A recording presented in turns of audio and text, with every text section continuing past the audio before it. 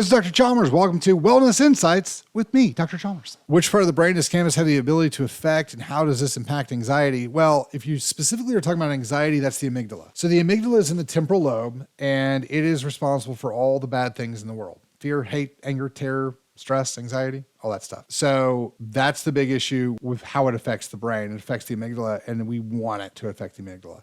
It does not affect the pons, like I said earlier, so you can continue to breathe as much as you want to. It has more impact on the temporal lobe than anything else, which is really good because that's where epilepsy comes from. So we can actually suppress temporal firing, so a seizure is abnormal firing in the temporal lobe, okay? So if we can decrease firing in the temporal lobe, guess what? All of a sudden we've decreased seizures, and that's what we see with all of cannabis and epilepsy. So that's why epilepsy and cannabis work so well together because of that suppression of abnormal firing in the temporal lobe. It does have some suppression function to the frontal lobe, so you're not gonna be able to think nearly as, depending on how much you've consumed and where you're at, you might have anywhere from 0 to 10% functional command loss. I will tell you that as a personal thing, something I'm super not proud of, there's been lots and lots of times in my youth where I would drink too much and then drive home. I know it's stupid. It's the worst thing I've ever done. It's terrible. But I've never consumed cannabis and then thought,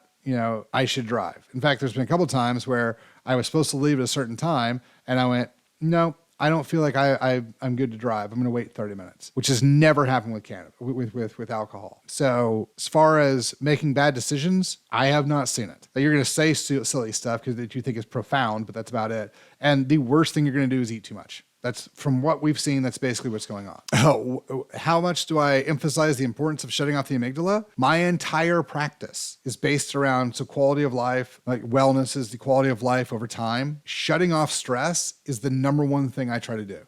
And so shutting down the amygdala, calming it down, the thing that tells you that everything is terrible, that you're scared, that you have stress, that, all the negative things, fear, hate, anger, terror, how important is shutting that off? Really important.